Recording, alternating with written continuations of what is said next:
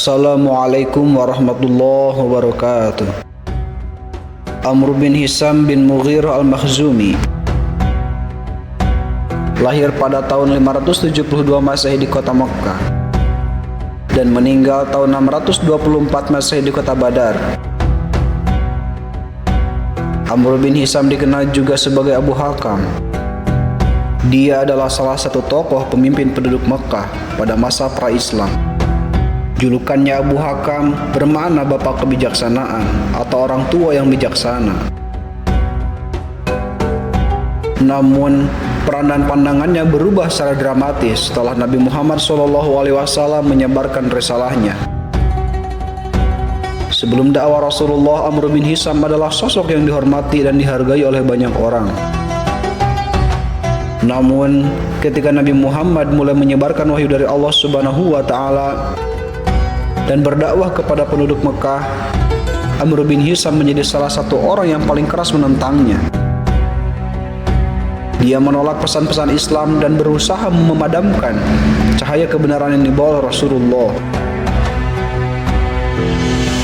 Kisah perubahan sikap Amr bin Hisam ini menggambarkan betapa kuatnya pengaruh dakwah Rasulullah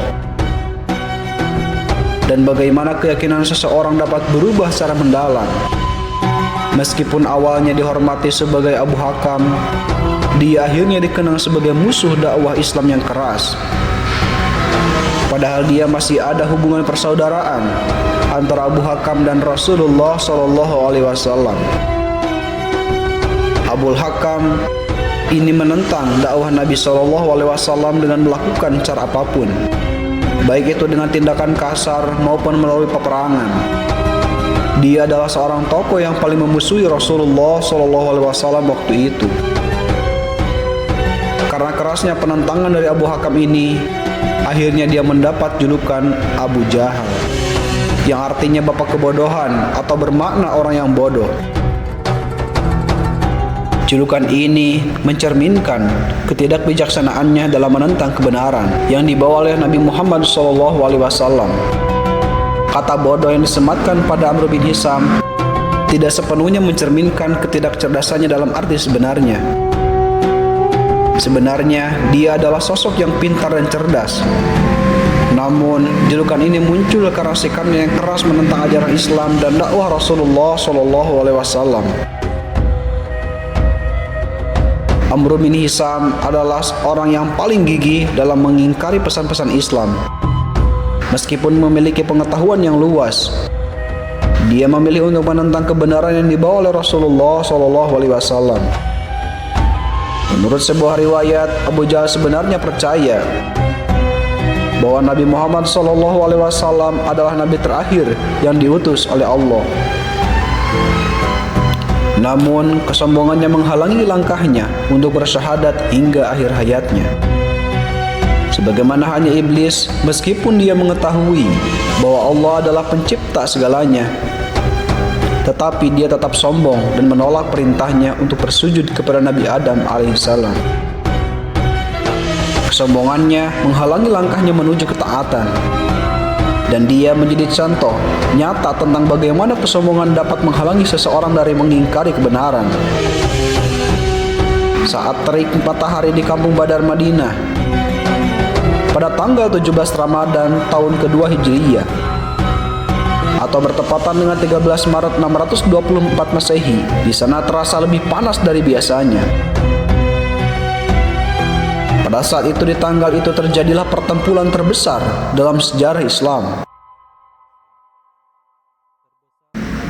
Terbesar bukan berarti itu pertempuran yang melibatkan banyak orang, tapi menjadi besar kisahnya karena jumlah pasukan kaum muslimin hanya 313 orang saja.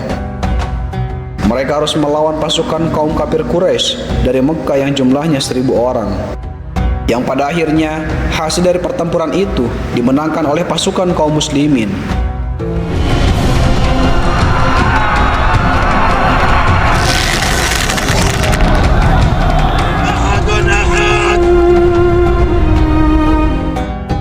Pada video ini, kita tidak akan membahas secara rinci kisah perang Badar dan faktor-faktor kemenangan kaum muslimin. Akan tetapi, kita akan memfokuskan perhatian pada sudut pandang Abu Jahalnya saja.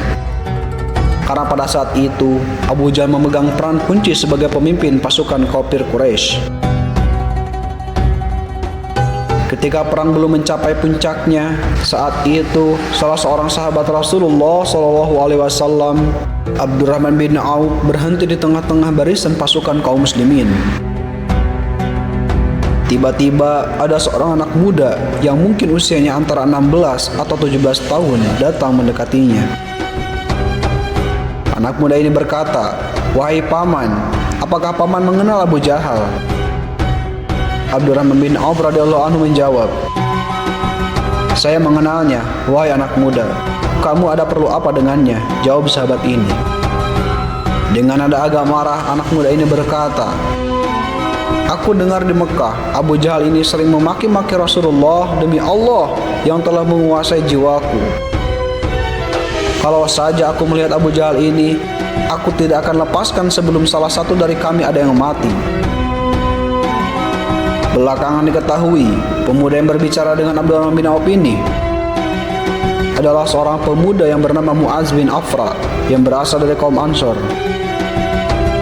Kemudian Abdurrahman radhiyallahu anhu sangat terkesan mendengar kata-kata dari si pemuda. Belum lagi hilang rasa takjubnya kepada pemuda ini. Tak lama berselang, tiba-tiba datang lagi seorang pemuda lainnya yang berasal dari kaum Ansor. Pemuda yang baru datang ini langsung berkata kepada Abdurrahman bin Auf, "Wahai paman, apa paman tahu yang mana Abu Jahal?" Abdurrahman bin Auf menjawab, "Ya, saya tahu. Ada perlu apa engkau dengannya?" Anak muda ini menjawab, "Aku dengar Abu Jahal selalu bersikap kasar terhadap Rasulullah di Mekah. Demi Allah, aku betul-betul ingin membunuhnya."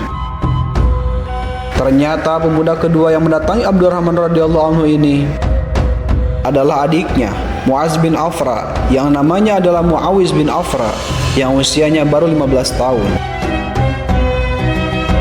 Jadi beda dengan kakaknya, tadi antara 1 tahun atau 2 tahun lebih muda.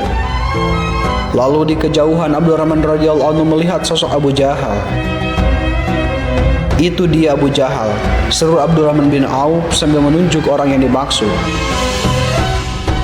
Saat itu, Abu Jahal ini sudah tahu kalau dirinya menjadi sasaran utama dari pasukan kaum muslimin. Itu sebabnya dia dijaga ketat oleh pasukan kaum kafir Quraisy.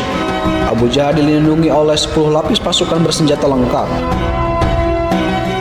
Setelah mereka tahu yang mana Abu Jahal, kedua kakak beradik ini langsung melesat maju bagaikan anak panah yang terlepas dari busurnya.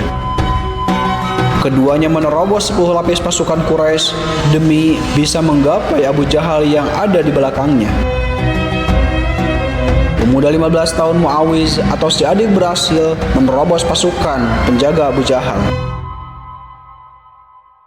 Pedangnya sukses melukai paha Abu Jahal dengan sayatan yang dalam.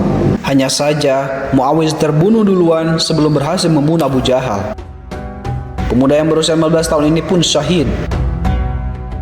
Saat itu juga kemudian si kakak yang berusia 17 tahun berhasil melukai kaki Abu Jahal yang sebelahnya. Dan Mu'az atau si kakak ini menjemput syahid seperti adiknya. Pemuda 17 tahun itu terbunuh juga sebelum membunuh Abu Jahal. Meskipun Abu Jahal tidak terbunuh, akan tetapi karena dua serangan itu tubuhnya sempat limbung. Dan pada akhirnya tersungkur ke tanah dengan darahnya yang mengucur deras dari kedua kakinya. Pada saat Abu Jahal sudah tak berdaya, saat itu salah seorang sahabat Rasulullah SAW yang bernama Ibnu Mas'ud mendekati Abu Jahal dengan pedangnya. Beliau langsung berdiri di tengah tubuhnya Abu Jahal yang sedang sekarat. Saat Ibnu Mas'ud mau memenggal lehernya, Abu Jahal memberi syarat dengan matanya, seperti ingin mengucap sesuatu, mungkin kata-kata terakhirnya. Ibnu Mas'ud saat itu berpikir, mungkin si Abu Jahal ini mau bersyahadat di detik-detik terakhir kehidupannya. Kemudian Ibnu Mas'ud menahan pedangnya itu dan mendekatkan telinganya ke mulut Abu Jahal. Saat itu Abu Jahal berbisik, "Sampaikanlah salamku kepada temanmu. Bilang ke dia kalau aku itu adalah musuh dia di dunia dan di akhirat." Dikiranya mau mengucap syahadat, tapi malah Abu Jahal tetap menyombongkan dirinya di detik-detik terakhir kehidupannya. Lalu mendengar ucapan Abu Jahal itu, Ibnu Mas'ud mengangkat pedangnya dan langsung menebas batang leher Abu Jahal. Rasulullah SAW bertanya pada Ibnu Mas'ud, apa yang diucapkannya? Ibnu Mas'ud menjawab, dia katakan, dia musuh engkau wahai Rasulullah, baik di dunia maupun di akhirat. Akhir dari peperangan itu dimenangkan oleh kaum muslimin. Meskipun jumlah pasukannya jauh lebih sedikit, bahkan jumlah korban perang ini hanya 14 orang saja dari kaum muslimin dan 70 orang dari kaum kafir. Selain itu, pasukan kaum muslimin berhasil menawan sekitar 70 orang pasukan kaum kafir Quraisy. Seperti yang telah disebutkan, kaum kafir yang tewas 70 orang tersebut, di dalamnya ada Abu Jahal. Dan di tempat itu pula ke-70 orang itu dikubur. Jadi mayat Abu Jahal dikubur bersama 69 orang pasukan kafirin dikubur di area medan perang itu. Setelah mereka ditimbun tanah, Nabi SAW mendekati kuburan mereka. Sebagaimana yang diriwayatkan Rasulullah SAW, lalu berbicara dengan orang-orang kafir yang telah mati itu di dalam kuburnya. Rasulullah SAW bersabda, "Hai Abu Jahal bin Hisham, hai Utbah bin Rabi'ah, hai Syaibah bin Rabi'ah." Seluruh Rasulullah SAW menyebut nama-nama petinggi Quraisy yang telah tewas. Apakah kalian telah mendapati apa yang telah dijanjikan oleh Rabb kalian itu benar? Para sahabat terperanjat dengan apa yang dilakukan oleh Rasulullah SAW. Saat itu Umar bin Khattab bertanya, "Ya Rasulullah, bagaimana engkau mengajak bicara orang-orang yang telah menjadi bangkai?" Rasulullah SAW menjawab, "Demi zat yang jiwaku berada di tangannya, kalian tidak lebih mendengar pertanyaanku itu melebihi mereka. Hanya saja mereka tidak dapat menjawab." Beberapa ulama mengatakan saat itu para jasad Abu Jahal dan lainnya bisa mendengar apa yang disabdakan oleh Rasulullah SAW. Tapi sayangnya mereka tidak bisa menjawabnya, atau bisa jadi mereka menjawabnya tapi tak bisa didengar. Wallahu a'lam bishawab. Demikianlah ketika Umar bin Khattab menyaksikan Rasulullah berbicara dengan mayat Abu Jahal, hatinya bergetar. Dalam momen itu, beliau menyadari kebesaran dan kebenaran Islam. Semoga kisah ini menginspirasi kita semua untuk mendekatkan diri kepada Allah Subhanahu wa Ta'ala dan mengambil pelajaran dari perjalanan hidup para sahabat Rasulullah.